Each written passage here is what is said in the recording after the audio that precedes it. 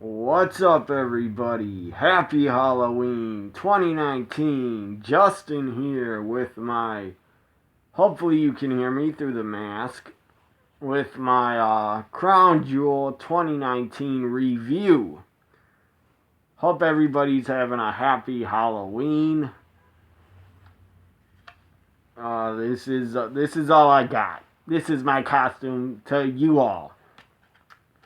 So, anyways, happy Halloween. I'm gonna take this off now because I'm Jason.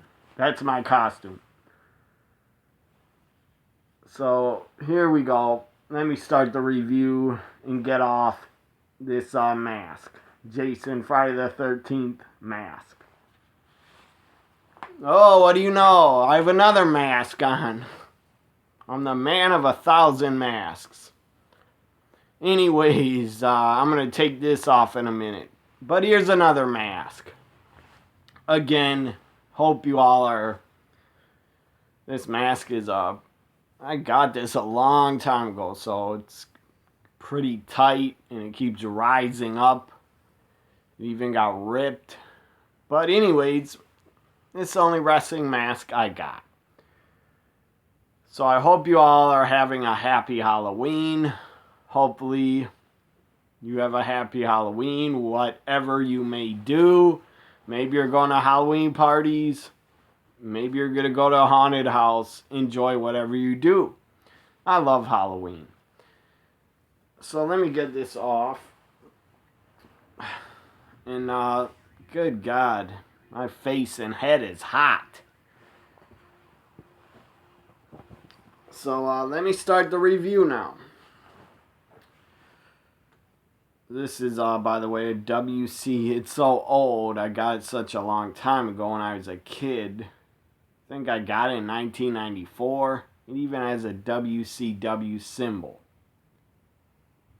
Still fits, but it is tight. And it got ripped on the chin. Anyways, here's my Crown Jewel review.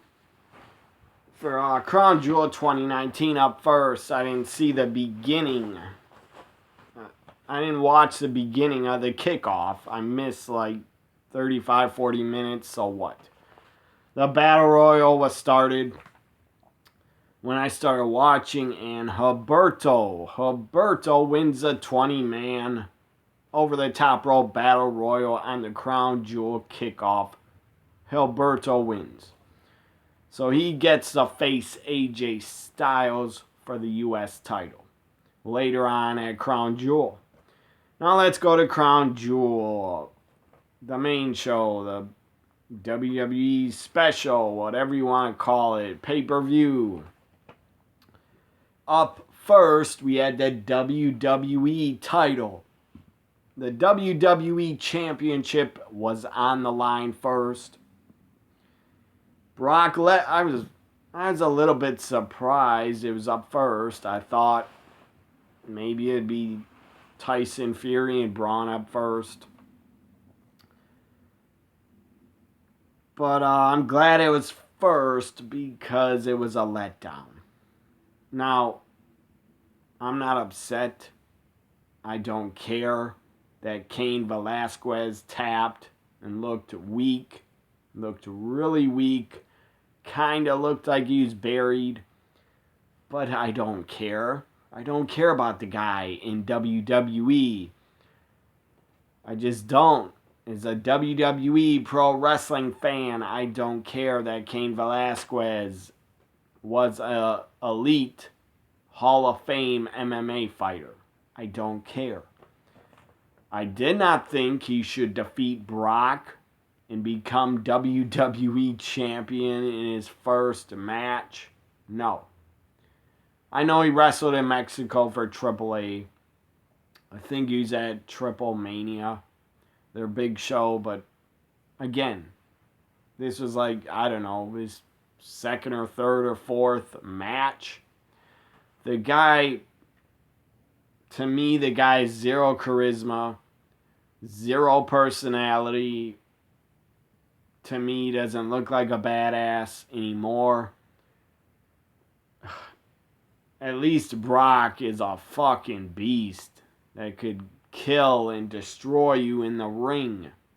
And Brock looks like a killer still. Cain Velasquez, to me, the guy's not believable as a pro wrestler.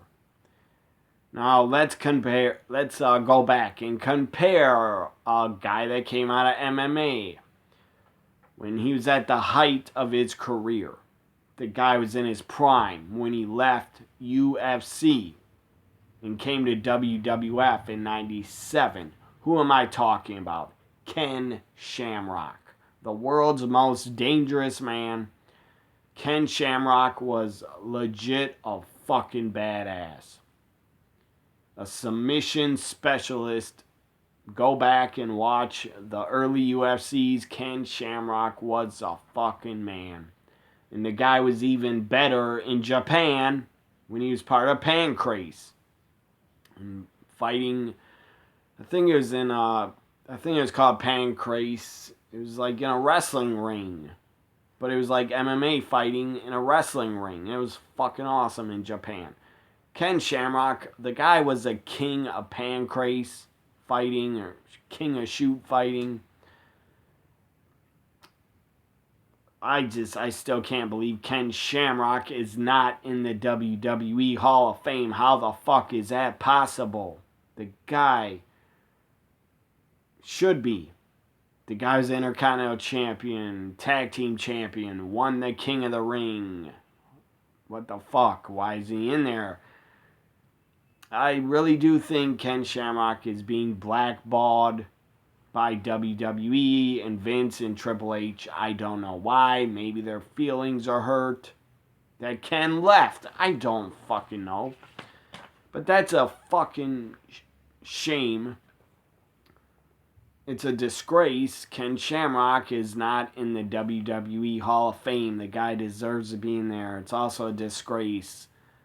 Owen Hart, British Bulldog, Davey Boy Smith, Vader, Bam Bam Bigelow are not in there.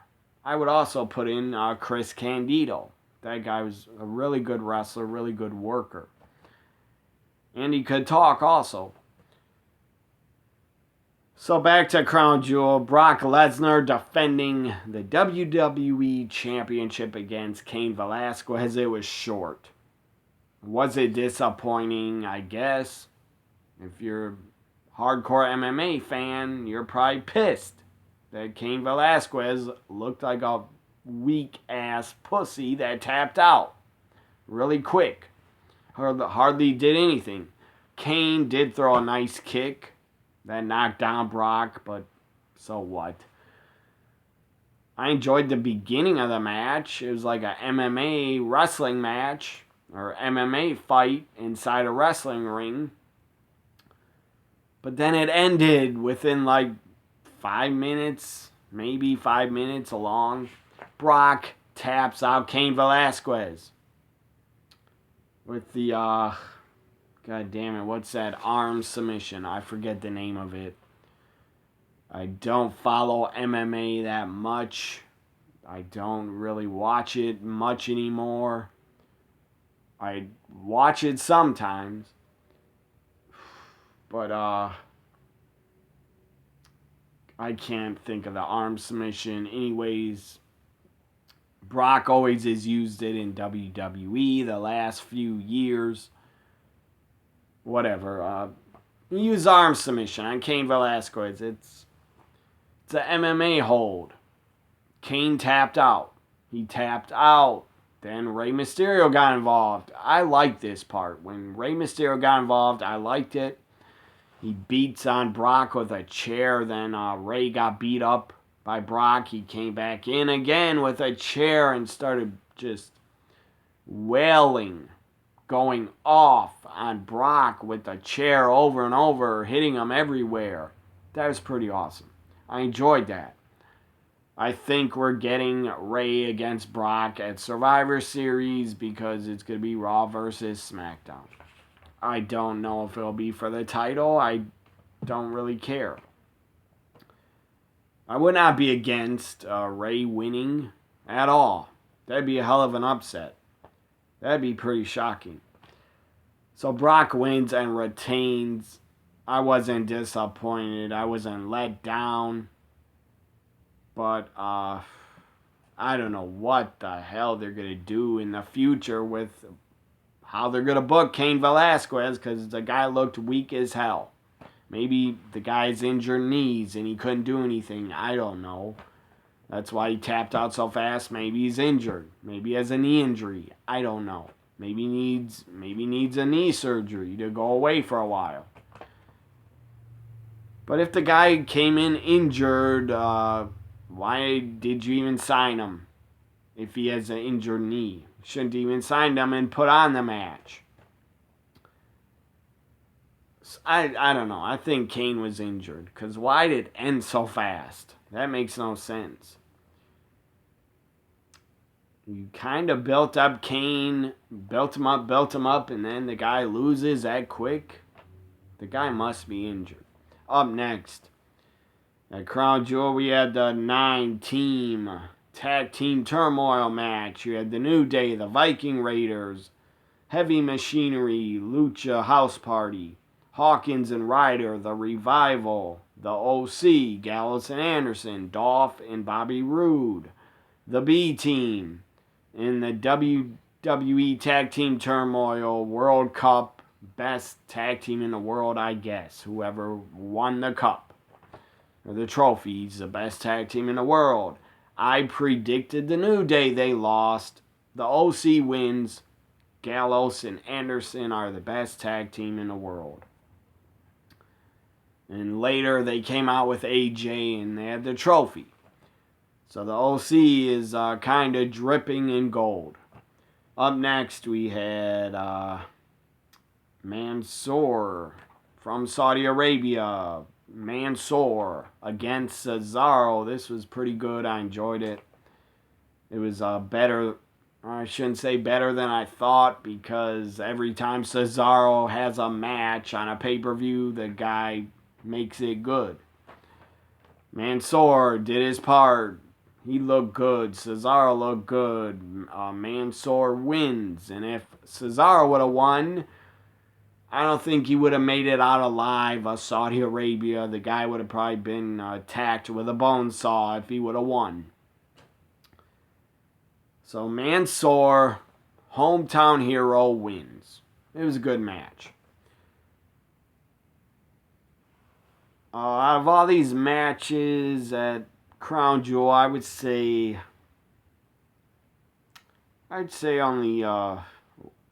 two are only worth watching. The Falls Count Anywhere main event and Team Hogan, Team Flair is the only matches, in my opinion, worth watching. Also, if you want to watch Mansoor Cesaro, that was good. Up next, we had Braun Strowman, Tyson Fury, boxer versus wrestler. This was stupid. I didn't care for it. I wish Braun went over. He should have went over. If I was booking, I would have tried to do everything to get Tyson Fury the job and put over Braun, because Tyson Fury's not going to be in the goddamn company anymore. Why'd you have to put him over? That was stupid.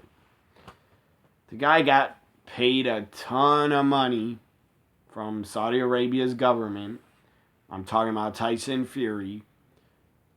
I don't know if the WWE superstars are paid extra, paid bonuses for the show. I hope to God they are, because that's a long fucking flight.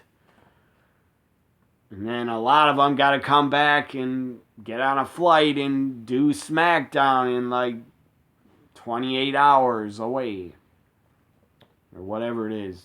27 hours away. So Tyson Fury, Braun, to me it was boring. I didn't need to see it.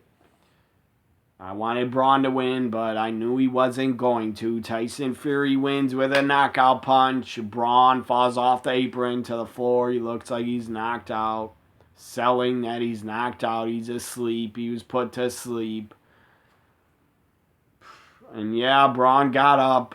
He woke up and attacked Tyson Fury. So what? He shouldn't have lost on a wrestling pay-per-view.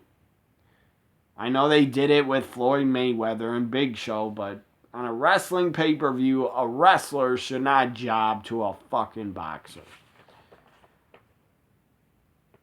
By the way, I will always be on the wrestler side against MMA fighter or boxer.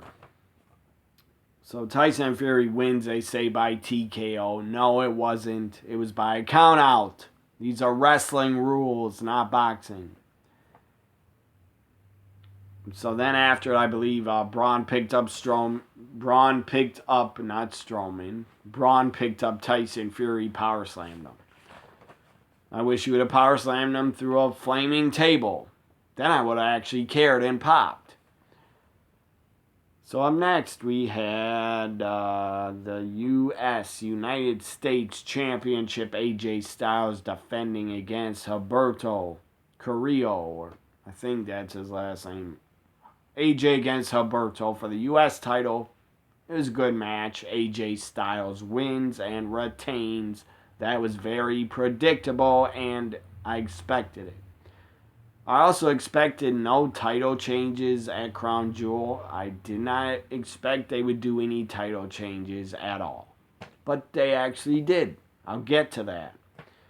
So AJ's still the U.S. champ, and he's celebrating with Gallows and Anderson, who have the trophy of best tag team in the world. Up next, we had Natalya. The history was made. Natalya versus Lacey Evans, first ever women's match in Saudi Arabia. That's a great thing. That deserves a round of applause. 2 thumbs up. That was great. I'm pretty sure WWE pushed for it. And the women, probably the whole women's roster pushed for it, pushed Vince or the company to do it. And good job, WWE. You deserve credit for once. I'll give you credit twice for Crown Jewel for the things you did. I will give you credit for having the first ever women's match on Crown Jewel, Natalya versus Lacey Evans. WWE, you deserve credit. Good job. Really good job for putting that on and getting it on the show. I doubt the Saudi Arabia government wanted it. They probably just agreed to it. I mean, good for them if they agreed to it. Change is always good. I don't get why they had to have their entire arms covered. That's stupid, but whatever. I guess that's what they believe in their religion. I don't know. I mean, you let the guys in the crowd, some of the fans, you let them wear t-shirts and show their arms. You let the male talent be topless. Obviously, the women would not be topless. That's not what I'm saying. But the guys are topless. The wrestlers have their shirts off. The male fans have t-shirts on, showing their arms. Why couldn't the women wrestlers, Natalya or Lacey, why couldn't they show their goddamn arms? They were like dressed in a generic black, I don't know what to call it. Just they were dressed in all black up to the neck. Their arms were covered. Everything was covered except their face. And thank God they didn't try to cover their face, because that would have pissed me off. But again, Lacey, Natalya, they look good in anything. If they were in a potato bag, they would look good covered up. Or a potato sack, they would still look good. So Natalya wins with the sharpshooter. History was made. Change is great. I enjoyed it. Hopefully the next Saudi Arabia show, maybe you could have 2 women's matches and a women's title on the line. Or a women's battle royal or something. And again, maybe it's their religion. I don't know. I don't care. Why do they have to cover their arms? Why do the women have to have their arms covered? They can't wear a damn t-shirt? Like, what the fuck? If you know why they can't, do you know why they have to cover their arms? I don't. I guess it's their religion or their beliefs, religious beliefs, or their beliefs about women. I don't fucking know, and I don't care. Just let the women show their arms or a little bit of skin. So, Natalia wins. Up next, we had Team Flair versus Team Hogan, and Team Hogan wins. It was a good 5-on-5 match. I enjoyed it. Team Hogan wins, and Team Flair and Ric Flair had to job to Hulk Hogan again and one of his teams again. Flair is 2 for like 500. Flair's won 2 matches against Hogan. I'm going to give a shout out to my friend on Twitter, John Ritlin. His Twitter's at Reborn Again. I thought Flair only won 1 match against Hogan on pay-per-view or TV, but my friend John Ritlin told me Flair won at a Clash of Champions in August '94 by countout, I believe. So Flair has 2 victories over Hogan his entire career. And now Flair has took another loss against Hogan. Team Hogan wins. I believe Roman Reigns got the pinfall victory. I don't remember over who, maybe Lashley. It was cool to see Rusev and Lashley face off and go at it because they're in a heated feud up next. The main event, the final match for the Universal Championship. Seth Rollins defending against Bray Wyatt. Falls count anywhere, and the match cannot be stopped for any reason. The match went on a bit too long, like 10 minutes too long, but whatever. Seth got pushed off the top, went through 2 tables. That was pretty cool. Bray took a backsplash through the announcer's table and kicked out at 1. They go up to the top of the stage, a giant stage. This was like a WrestleMania set, as it always is going to look like a WrestleMania at every Saudi show because, I don't know, I guess the government put so much damn money into it. So the stage was giant. Bray gets pushed or thrown or kicked, I don't remember, but he falls off the stage into like a pit around a whole bunch of lights and equipment and sparks, and pyro goes off, a flame went off, or like a little fire started, went out. They come with fire extinguishers.